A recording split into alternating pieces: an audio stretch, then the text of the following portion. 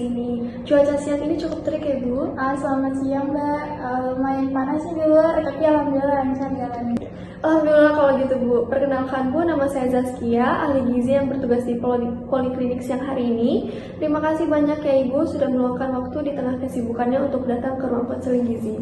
Sama-sama, Mbak. Saya juga memang dirujuk oleh dokter umum setelah pemeriksaan kesehatan rutin tadi.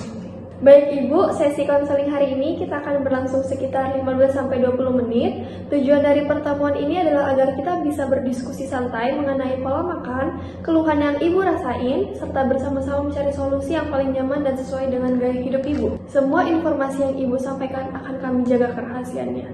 Apakah Ibu bersedia? Siap banget, Mbak. Saya senang sekali kalau bisa berdiskusi. Baik Ibu, untuk memulai diskusi kita, bolehkah Ibu menceritakan bagaimana rutinitas harian Ibu belakangan ini, terutama terkait aktivitas pekerjaan dan kebiasaan makan Ibu sehari-hari? Sebenarnya gini, Mbak, pekerjaan saya di kantor kan belakangan ini sangat padat ya. Sering kali saya harus lembur sampai malam, sekitar jam 8 atau jam 9 malam baru selesai. Terus sampai rumah saya udah capek banget nih, lelah fisik, terus lelah pikiran juga. Baik, saya sangat memahami betapa melelahkannya rutinitas bekerja hingga larut malam seperti itu, Bu. Pasti tenaga dan energi Ibu sudah terkuras habis ya setelah seharian bekerja keras.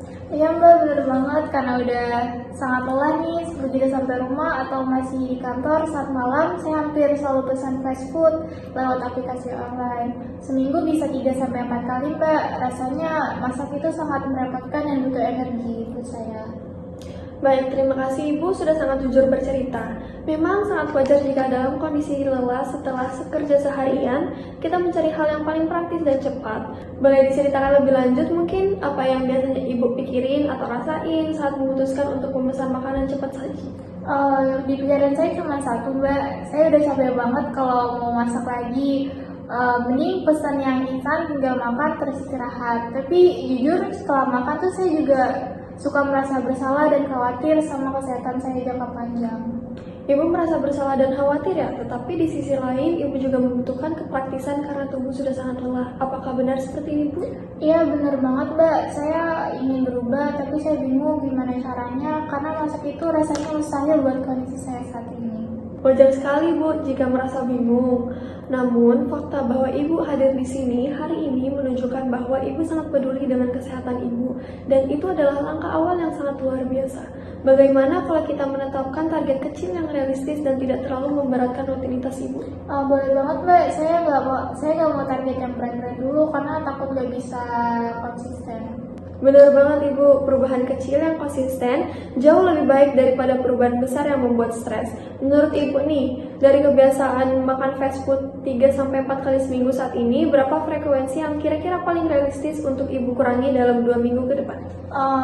Kalau langsung berarti total pasti sulit ya, Mbak. Gimana kalau saya kurangi jadi maksimal 1 atau 2 kali aja dalam seminggu? Iya, bisa banget tuh Bu. Itu target yang sangat realistis dan terukur. Jadi kesepakatan kita untuk 2 minggu ke depan adalah mengurangi frekuensi fast food menjadi maksimal 1-2 kali seminggu ya Bu.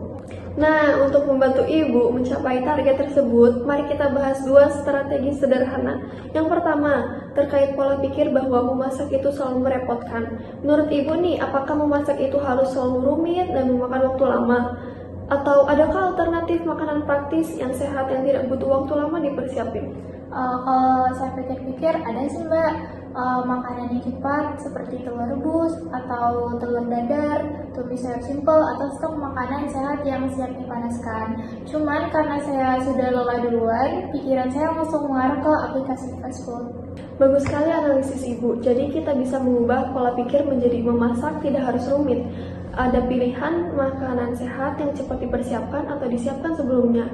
Nah, untuk strategi kedua yaitu strategi perilaku. Menurut Ibu nih, apa langkah praktis yang bisa dilakuin pada weekend atau pagi hari agar malam harinya Ibu tidak perlu bingung mencari makan? Mungkin saat weekend saya bisa nyiapin bahan makanan sederhana. Misalkan beli stok lauk yang udah diungkep atau dipotong, jadi kalau pulang malam tinggal dikukus atau digoreng sebentar, atau saya bisa siapkan opsi catering sehat untuk malam hari. Dia yang bagus sih Bu. Selain itu, untuk mengontrol pemicunya, bagaimana jika aplikasi pemesanan makanan instan di HP Ibu dipindahkan ke folder yang sulit dijangkau atau dimatikan notifikasi promosinya? Wah benar juga nih Mbak, seringkali saya pesan fast food karena ada notifikasi promo malam-malam. Ini saya coba matikan ya Mbak. Sejauh ini rencana kita udah sangat baik ya Bu. Jika dinilai dari skala 1 sampai 10, seberapa yakin Ibu bisa menjalankan rencana menyiapkan makanan sederhana dan mengurangi fast food ini selama 2 minggu ke depan? Saya ngerasa yakin di angka 8 sih Mbak, karena solusinya datang dari kemampuan saya sendiri dan rasanya masuk akal untuk saya lakukan. Angka 8 adalah tingkat keyakinan yang sangat tinggi Bu. Sebagai lembar pemantauan diri nih, nanti saya beri jurnal harian makanan simpel ya Bu. Ibu cukup mencatat kapan saja Ibu makan fast food dan apa pemicunya. Baik Mbak, siap akan saya catat. Bagaimana kalau kita jadwalkan pertemuan evaluasi 2 minggu lagi di jam yang sama untuk melihat perkembangan dan kendala yang mungkin Ibu hadapi? Bagus sih Mbak, saya setuju banget.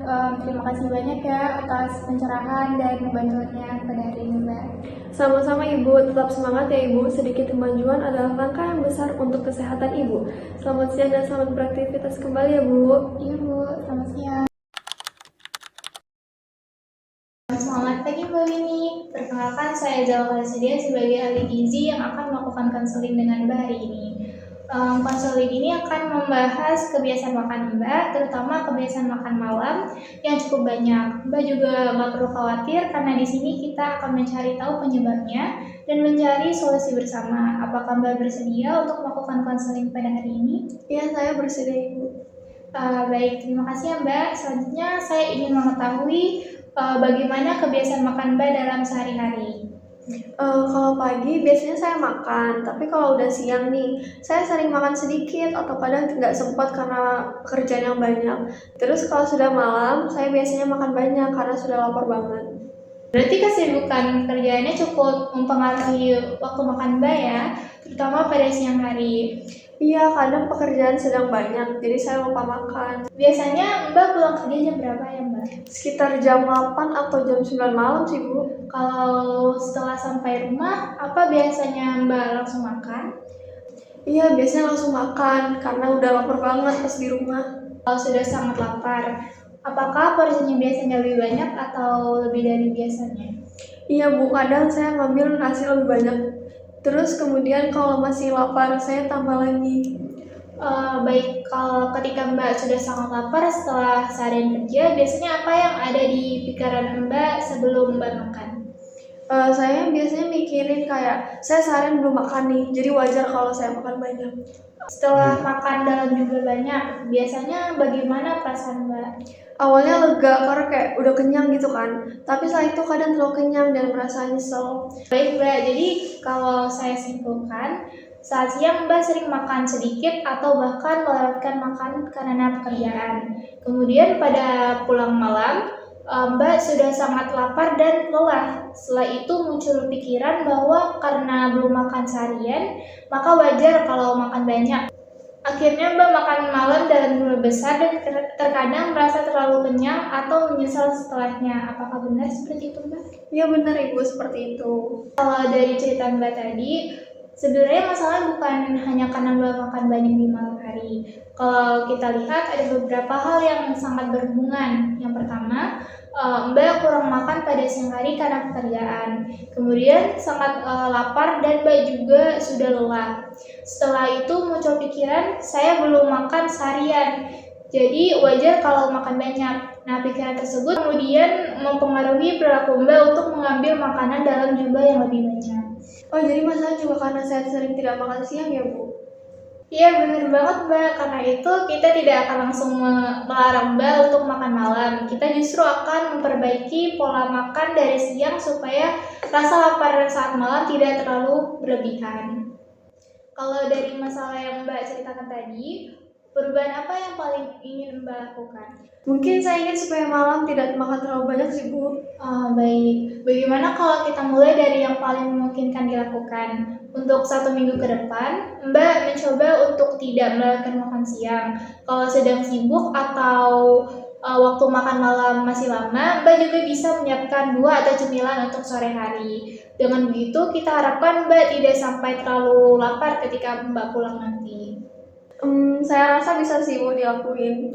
Ya, bagus banget Mbak. Kita tidak perlu menuntut perubahan yang langsung sempurna. Yang penting targetnya realistis dan bisa dilakukan sesuai kondisi pekerjaan Mbak. Sekarang kita coba mengubah pola pikir Mbak sebelum makan malam ya. Tadi Mbak mengatakan saya seharian belum makan, jadi wajar kalau makan banyak. Kalimat tersebut memang muncul karena tidak merasa sangat lapar ya Mbak.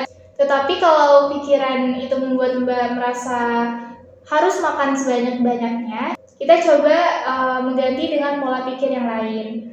Misalnya, saat memang lapar karena tadi belum makan yang cukup, tetapi saya tidak harus makan sebanyak-banyaknya. Saya bisa makan dengan porsi yang cukup dan lebih teratur. Jadi Mbak tetap boleh makan malam. Kita tidak menghilangkan makan malam, tapi kita mencoba supaya agar tidak membuat Mbak kehilangan kontrol terhadap jumlah makanan. Kalau seperti itu mungkin saya bisa lebih menerima sih Bu.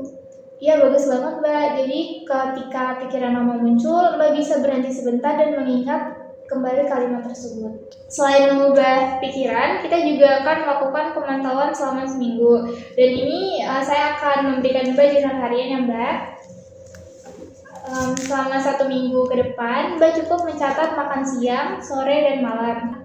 Catat jam makan, makanan yang dikonsumsi, kemudian seberapa lapar Mbak sebelum makan. Kalau saat itu Mbak sedang sangat lelah atau stres karena pekerjaan, boleh dicatat juga ya Mbak. Tujuannya bukan untuk Mbak merasa diawasi atau harus sempurna ya Mbak, kita hanya ingin mengetahui pola makan Mbak. Misal nih kalau saya lupa mencatat bagaimana Bu? Nggak masalah kalau misalkan Mbak lupa, lanjutkan lagi pada waktu makan berikutnya. Yang penting dilakukan semampunya Mbak aja. Setelah itu, kita cari solusi untuk kondisi ketika pekerjaan Mbak sangat sibuk. Menurut Mbak Winnie, apa yang paling memungkinkan Mbak lakukan? Mungkin saya bisa bawa bekal atau buah dari rumah sih Bu. Iya, bagus banget tuh Mbak Winnie. Jadi kalau belum sempat makan besar, Mbak tetap punya makanan yang bisa dikonsumsi ketika ada waktu luang. Ini bisa membantu supaya Mbak tidak terlalu lapar saat makan malam. Untuk pola makan Mbak sehari-hari, Mbak nggak perlu takut untuk makan malam ya Mbak. Yang lebih penting adalah pola makan secara keseluruhan. Usahakan dalam sehari ada makanan yang beragam seperti sumber karbohidrat, lauk sebagai sumber protein, sayur, dan buah. Jadi kita bukan hanya fokus pada mengurangi jumlah makan malam, tetapi juga membuat pola makannya lebih teratur. Untuk 1 minggu ke depan, kita akan membuat 3 target sederhana. Pertama, makan siang minimal 5 hari dalam seminggu. Kedua, Mbak bisa menyiapkan buah atau cemilan untuk sore minimal 5 hari dalam seminggu, terutama ketika waktu makan malam masih lama. Kemudian yang ketiga, mencatat pola makan dan rasa lapar selama 7 hari. Kalau suatu hari targetnya tidak tercapai, bukan berarti Mbak gagal ya. Kita lihat apa penyebabnya dan coba lagi di hari berikutnya. Baik, sebelum kita akhiri, saya ingin mengetahui nih seberapa yakin Mbak Winnie bisa menjalankan target tersebut. Kalau dari angka 1 sampai 10, kira-kira Mbak merasa berada di angka berapa? Mungkin 8 sih Bu. Bagus banget Mbak. Apa yang membuat Mbak yakin sampai angka 8? Karena sebenarnya saya bisa bawa bekal atau buah sih dari rumah. Mungkin selama ini saya terlalu fokus dengan pekerjaan saya. Oh ya, itu udah bagus banget ya Mbak. Berarti Mbak sudah menemukan solusi yang sesuai dengan kondisi Mbak sendiri. Kalau nanti ada hari ketika pekerjaan sangat padat dan Mbak Winnie kembali tidak sempat makan siang, apa yang akan Mbak lakukan? Saya akan coba makan pas ada waktu atau bawa makanan dan buah dari rumah sih Bu. Iya, bagus banget Mbak. Kemudian kalau suatu malam Mbak kembali makan yang lebih banyak dari yang direncanakan, jangan langsung berpikir bahwa Mbak gagal ya. Kita coba lihat dulu penyebabnya. Misalkan ternyata hari itu Mbak tidak makan siang, berarti kita tahu bahwa hal tersebut menjadi salah satu pemicunya. Pada konseling berikutnya, kita bisa melihat catatan Mbak selama 1 minggu dan mengevaluasi Apakah rasa lapar saat malam sudah berkurang dan apakah makan malam sudah lebih terkontrol? Jadi dari konseling hari ini kita mengetahui bahwa makan malam berlebihan Mbak berkaitan dengan pola makan yang kurang teratur, rasa lapar dan lelah setelah bekerja, serta pikiran bahwa karena belum makan seharian maka wajar untuk makan banyak. Untuk mengatasinya, kita tidak hanya berfokus pada makan malam, kita akan memperbaiki pola makan dari siang, menyiapkan makanan atau buah untuk sore, kemudian mencatat pola makan dan mengganti pikiran yang membantu dengan pikiran yang lebih realistis. Bagaimana Mbak Winnie? Apakah setelah konseling ini Mbak merasa lebih memahami penyebab kebiasaan makan malam tersebut? Iya Bu, saya jadi lebih paham nih. Ternyata saya harus memperbaiki pola makan dari siang, bukan hanya mengurangi makan malam. Iya betul banget itu Mbak. Perubahannya dilakukan secara bertahap aja ya, nggak perlu langsung sempurna, yang penting konsisten dan ada kemajuan. Terima kasih banyak Mbak Winnie karena sudah mau terbuka dan bercerita pada hari ini. Semoga target yang sudah kita siapkan bisa membantu Mbak. Sampai bertemu di konseling berikutnya ya Mbak. Semangat Mbak Winnie. Terima kasih Bu.